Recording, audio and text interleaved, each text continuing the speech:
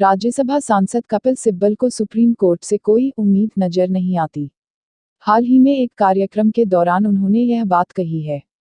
उन्होंने गुजरात दंगों को लेकर तत्कालीन मुख्यमंत्री नरेंद्र मोदी को क्लीन चिट से लेकर प्रवर्तन निदेशालय के शक्तियों तक का जिक्र किया। साथ ही उन्होंने यह भी दावा किया है कि संवेदनशील मामलों को केवल चुनिंदा न्यायाधीशों के पास ही भेजा जाता है और आमतौर पर कानूनी बिरादरी को पहले ही फैसलों के बारे में जानकारी होती है। दिल्ली में आयोजित एक कार्यक्रम में सिब्बल ने कहा, अगर आपको लगता है कि आपको सुप्रीम कोर्ट से राहत मिलेगी, तो आप बड़ी गलती कर रहे हैं। मैं यह सुप्रीम कोर्ट में 50 साल प्रैक्टिस करने के बाद कह रहा हूं।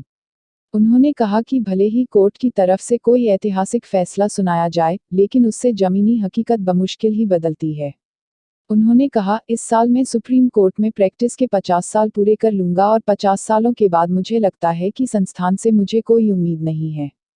आप सुप्रीम कोर्ट की तरफ से दिए गए प्रगतिशील फैसलों के बारे में बात करते हैं, लेकिन जमीनी स्तर पर जो होता है उसमें बहुत फर्क है। सुप्रीम कोर्ट निजता पर फैसला देता और ईडी के अधिकारी आपके घर आते हैं। आपकी निजता कहाँ है? 2002 गुजरात दंगों के मामले में स्पेशल इन्वेस्टिगेशन टीम ने तत्कालीन सीएम मोदी को क्लीन चिट दे दी थी। इसके खिलाफ पूर्व कांग्रेस विधायक एहसान जाफरी की विधवा जाकिया ने याचिका दायर की थी, जिसे कोर्ट ने खारिज कर दिया था। सिब्बल ने इस कदम को लेकर भी एपेक्स कोर्ट की आलोचना की है।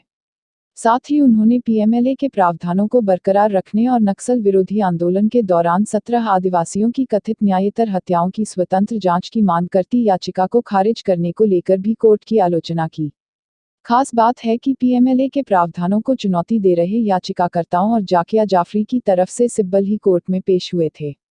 उन्होंने कहा, मैं उस कोर्ट के बारे में इस तरह से बात नहीं करना चाहता, जहां मैंने 50 सालों तक प्रैक्टिस की है, लेकिन समय आ गया है। अगर हम नहीं बोलेंगे तो कौन बोलेगा?